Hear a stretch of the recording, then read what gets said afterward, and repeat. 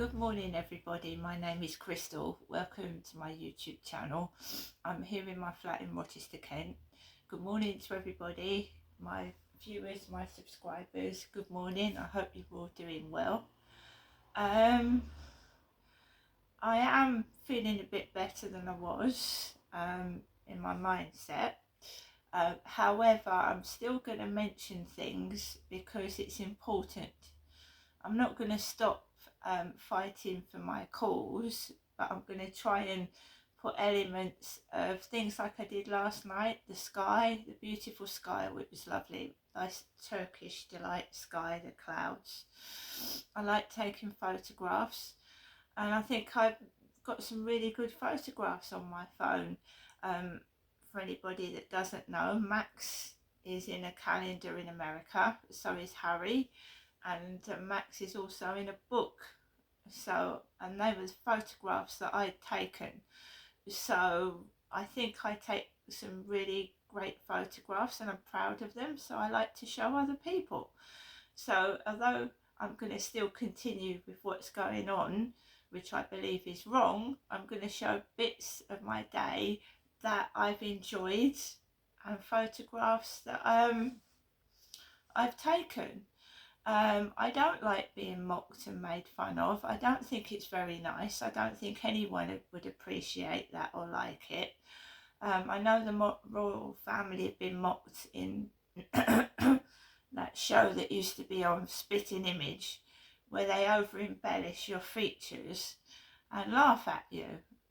And also we've got The Simpsons, haven't we? It's a programme in America which seems to try and predict the future, especially with celebrities. So other people go through it. What I don't understand is I'm not a celebrity. No, I'm just an ordinary member of the public. I have, however, had a social media presence since 2009.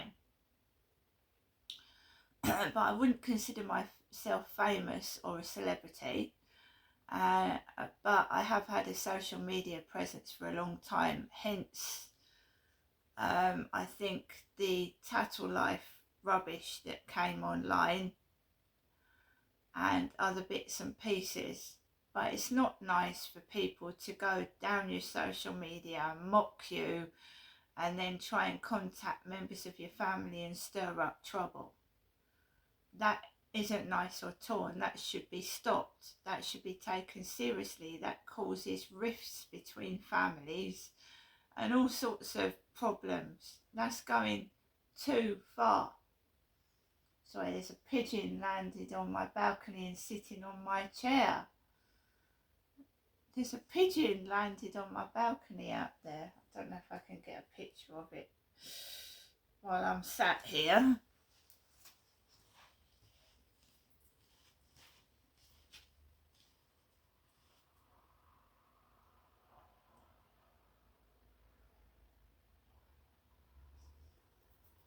It's a bit awkward because I've got frosted like glass effect windows. I don't want to frighten the bird off.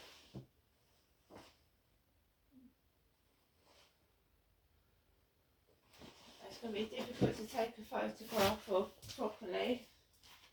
He's sat on my chair. Pigeon. Let's pull that back. There we go. Just be with you shortly, guys. Just getting a picture of this pigeon.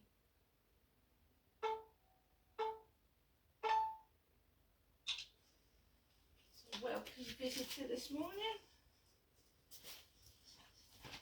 It's a good job my cat hasn't gone out there. So yeah, little things happen. There's a little pigeon there, come and sat on my balcony chair. Little pigeon right now. 8:30. Because all my photos are timed and dated, so 8:30. Pigeon on my balcony this morning. Sat on the chair, it was a bit ruffled. So little things happen, look, little things like that. So if I was left alone in peace in this place, it's lovely. If I was just left alone in peace and to get on with what I was doing, it'd be fantastic. See? Nature. So what was I saying? Yeah, I'm still gonna like talk about what is going on in negative way as positive. I'm going to get some positive bits in there, and hopefully some happy bits.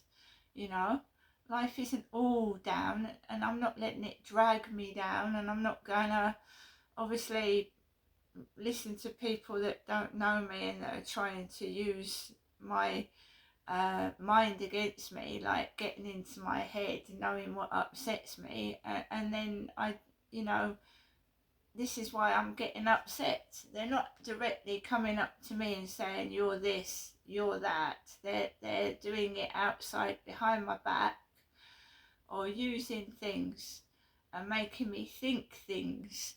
So I'm just going outside like I did last night, and I did do it last night, and just taking no notice of it.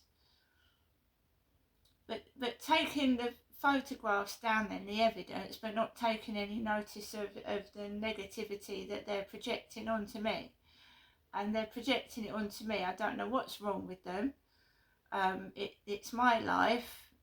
Yes, I've shared it on public, on social media, but it doesn't mean that you can do the things that you're doing. It's wrong. If I was famous, I'd be earning a lot more than I'm earning now. I'm earning nothing. And if they are stealing, bird's gone now, if they are stealing, then they need to pay the money that they've stolen from using my bits and pieces and what they've been doing. And if they've been trying to recreate a diary, that is copyright theft. That's my diary, that's my writing, it's not theirs. So they've been thieving for God knows how many years. It's copyright theft. They'll have to pay me loads of compensation. They would have to if they get caught, which I'm hoping they do get caught. You know, they've been profiting from my diary, it's not theirs. So when I get hold of a solicitor, they're going to be in big trouble. So last night I went out with Max and I was watching a film called The Heretic with Hugh Grant in it. I don't know if any of you've seen it. It's bloody scary. Hugh Grant is a brilliant actor. He really did portray a maniac. And before I went out last night to go and walk my dog, it was a psychological like thriller, and it's very scary. And I thought, well, I'm not going to watch all of this now, and I'm not going to go in the dark after I've watched it, because believe it or not, it even feels like people are watching what I'm watching on television and they recreate stuff outside to scare me. So I thought I'm going to go out now while it's light, because I don't want to go out after watching that when it's pitch black. So I went out at the usual time between 7 and 8, walked across the road with Max, and it was okay. The sky was beautiful, red, yellow, gold, and I took a photograph and put the video onto YouTube and TikTok because it was a lovely photograph of the sky last night just before it was going to get dark. The sun had set or was setting, and I took these photographs which were beautiful. So instead of taking notice of these individuals and groups that want to upset me, I focused on the night sky. As I was walking onto the field, it was quiet, but then I noticed the two homeless people walking behind me, male and female, and she had bare legs, and it was freezing cold last night, and she had bare legs. both of them went into the tent together. It's changed from red to green, so it's a green tent. And there's a couple living in a tent, a male and a female, on the Rochester Riverside field. And even with all that lawn mowing going on, the bloke was moving the tent from place to place. He was moving it from one place to another place while they were mowing. I saw him.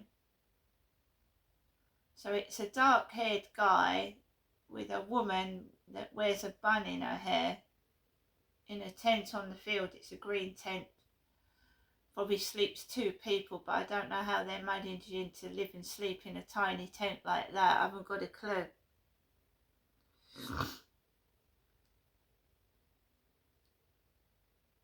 They obviously go out for the day and they come back at night to sleep in it.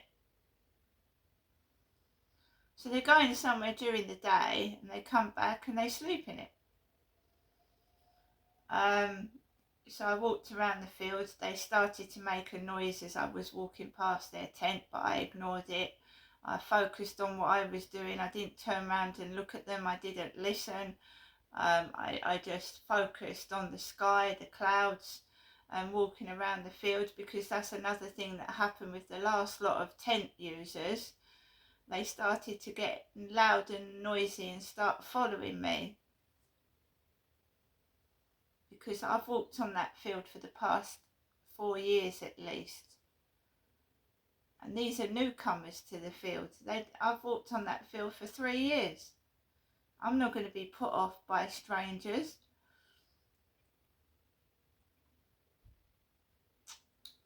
So then I got off the field and it gets noisy because people are going into the co-op. It's open late till late at night. So you've got comings and goings from the co-op. You've got quite a lot of traffic coming. There was a load of traffic when I came out of my flat. There was cars all over the place. Got to be careful you don't get run over. I've got a dog to watch and look after. There are speed bumps, but before the speed bumps, they speed as fast as they can, right up to the speed bump. So I have to be careful with my dog. I don't want any harm to come to Max. Got into my flat, made myself something to eat and drink, and then I put the rest of the Heretic film on with Hugh Grant in, and I watched that till the end. And then I put Escape Room on. I started watching the Escape Room, stopped focusing my attention on the neighbours, and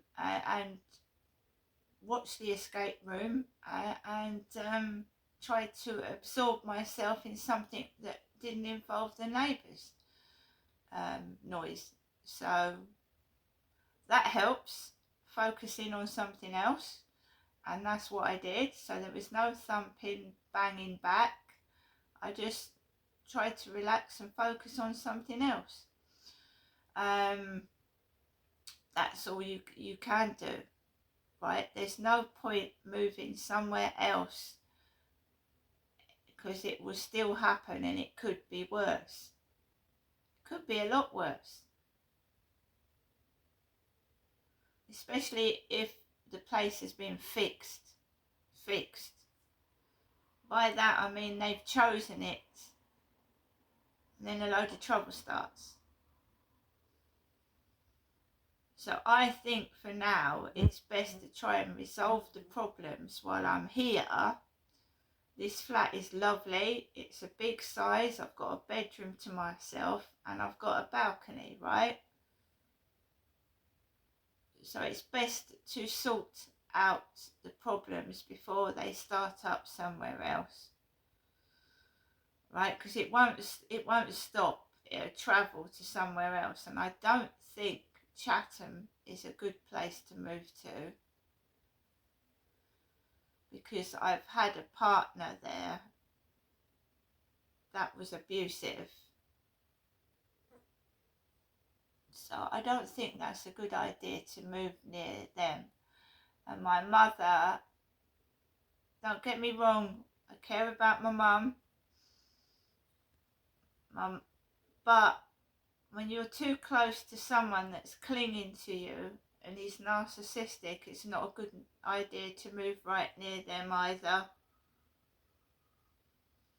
So I think that for the moment, it's best to stay here. I'm starting to work through the trauma I've had as a child really extensively, and right, so Thomas has sent me a message in dating, and this is what happened yesterday.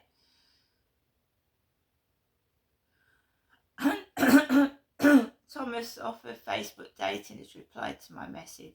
Yes, I enjoy laughing at Ricky Gervais. Very funny. Of The Office and his comedy shows. Really like looking at your photos too. Lovely. Be nice to meet you if you like.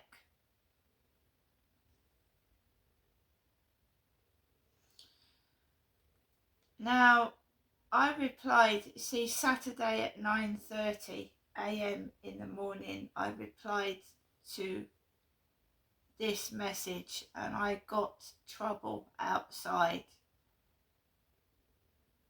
Right? So, do I respond to this message or do I leave it? I also got a lot of bullying after that photo. There's nothing wrong with that photo. It's an ordinary pic of a woman.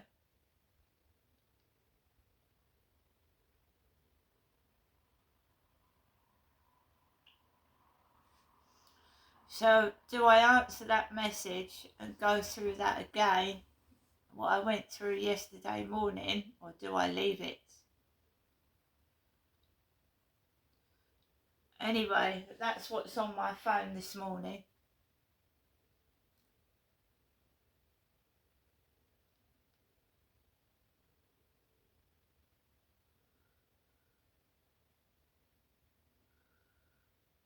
Just getting like notifications.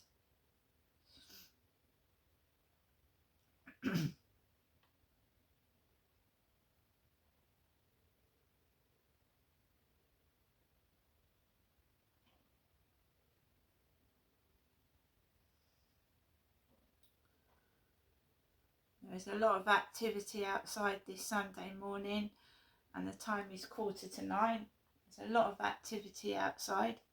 It's loud. It's outside. It's not inside, it's outside. The newspaper delivery guy, the guy that delivers my mail on Sunday, woke me up at 5:35 a.m. in the morning. Yes, on a Sunday, 5:30 in the morning. Not only do I believe this noise is targeted at me, I also believe that they're trying to get me to get cross so that these kids above my ceiling wake up and start running around willy-nilly, making a load of noise. So I not only think that it's targeted at me, it's also meant to cause distress to them upstairs. So I'm trying not to react to noise outside or people's rude behaviour towards myself, because I think it's done on purpose so that I get triggered and start getting upset and cross inside my flat, which is going to trigger them off upstairs. So I'm not reacting to it anymore, or trying not to. There'll be days when it's terrible and I will get triggered and upset and I will get cross and angry. But when days like the other day came and I shouted, I don't like myself getting in a state like that. When it's got to the point where their triggering has made you shout, and it's done to make you look the villain. So if you start shouting, it's you, look, the attention goes away from them onto you, and it looks like you're the bad guy when it's them. And I can prove it. I can prove they're triggering what they do. the number plates, the bags they carry, the clothing they wear with the words on it. I can prove it that I'm being triggered on purpose, and it can actually trigger somebody to hurt you.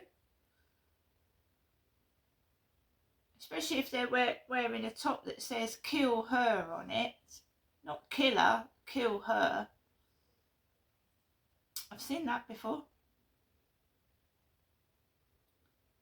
I've been walking with somebody and someone's had a top with kill her on it in the direction of the person I'm with, staring at it. It's very, very bad. It's you know, they're not only triggering me, they're triggering people with me. With like twat on a t-shirt, I've had that. Twat, dork. So they're walking up the road with dork on their t-shirt, or twat.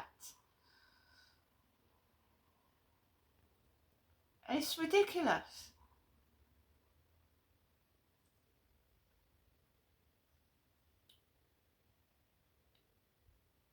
So I just try now to ignore it. I don't look at them directly. But you can see as soon as I go outside, there's people running away from me. They're carrying their shopping like in their hand. Or they're walking around with a handbag like my mother's and looking at me like as if I'm going to take it. Because my father, Derek, was supposed to be a thief. Supposed to be a thief and a liar, and this, I'm not like my dad. I'm nothing like my father. Nothing like him at all. This is why going up to see my mother, I actually said to her face, I said, you're going to get me killed. I've said it to my own mother's face. I said, you're going to get me killed. I said, I come up, you're talking about my dad, you're saying what he's done to you. You open the door to the delivery driver. Oh, I'm carrying on as usual, like I'm a danger. My dad's dead. She used to say my dad threatened to attack her with a toolbox. And the guy upstairs was in the lift with a toolbox when I came home. The same day, the guy upstairs was in the lift with a toolbox. After she said that Derek had attacked her with tools. Now that's just more than a coincidence. It was. She keeps talking about my dad as if he's still alive and he's dead, and I'm not Derek. Yes, I'm his daughter. Yes, I look like him, but he's dead. You can't do any harm to my mother now. So she keeps on and on and on about my dad when I'm round there, as if he's still alive. And people could construe that in the wrong manner. So I don't want to go up there. Yes, my mum gives me things and she helps me, but on the other hand, is it worth what happens when I get back from my mother's? I get attacked and abused outside. Is it worth it? Is it worth it?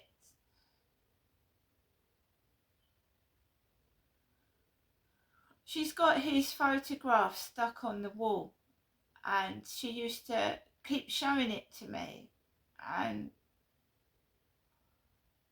you know, she's still got the flat the same layout that my dad had it.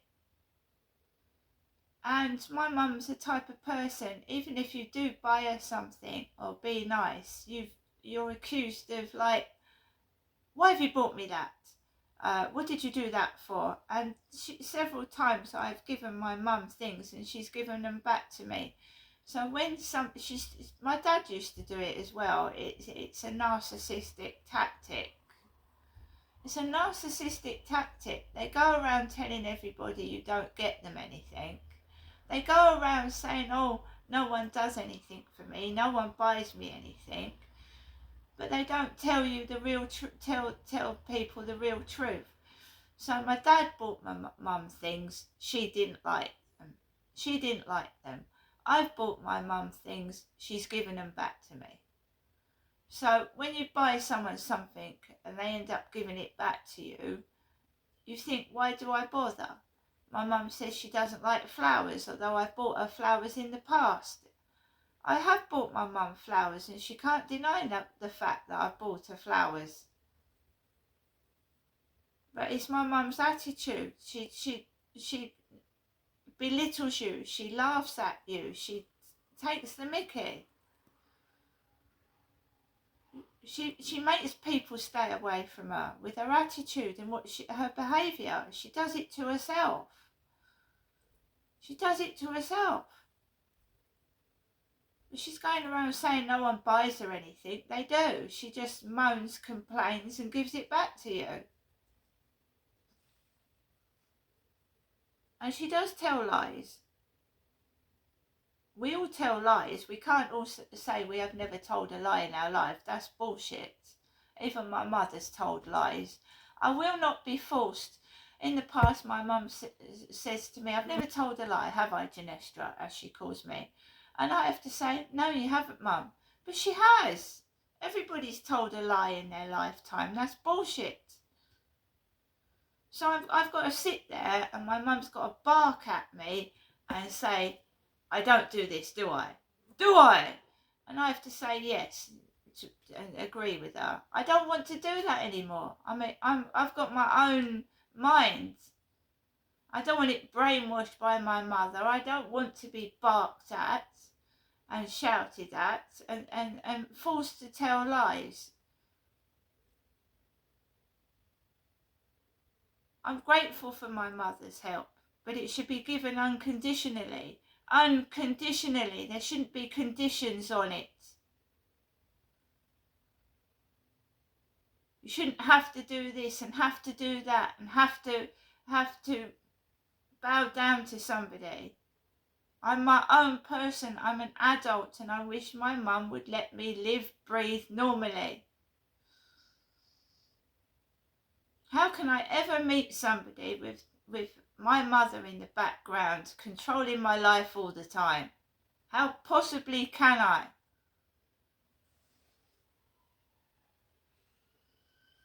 But you shouldn't give things to people and expect things from them. That should be given unconditionally because you want to, right? Not with conditions on it. And she was so quick to blame my dad, right? Oh, your dad, if your dad gives you money, you have to do things for it, don't you, Ginestra? Don't you, Ginestra? If he gives you money, you have to do things for it, don't you? And yeah, and that brought up bad memories when she said that to me.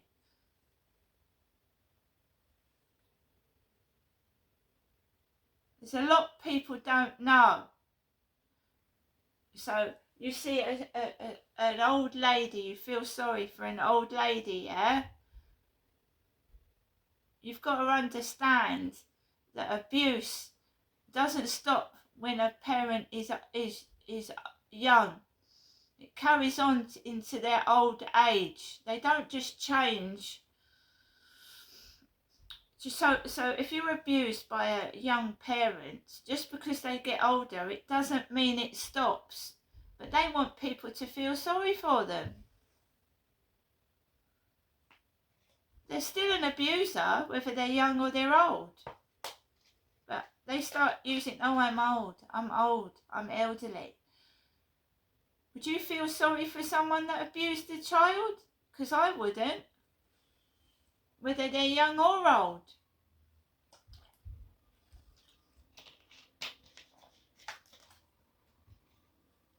So don't give me that I'm a sad old lady routine. I was a child when I was abused by my dad. A kid. A 10-year-old.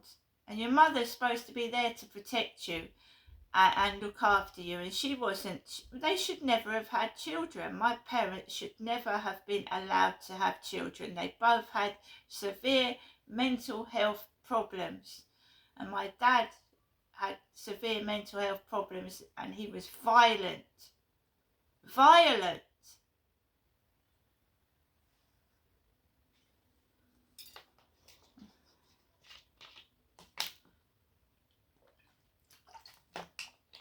So if people look at me like I'm the bad guy, I'm not the bad guy.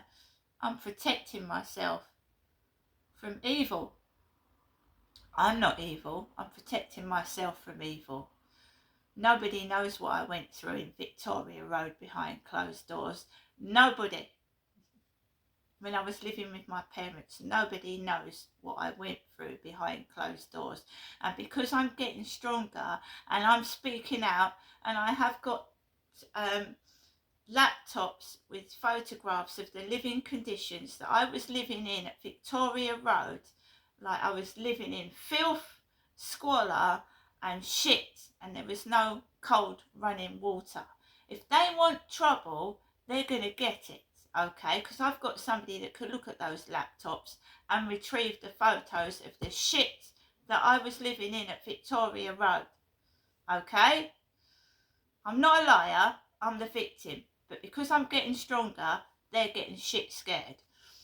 See you later.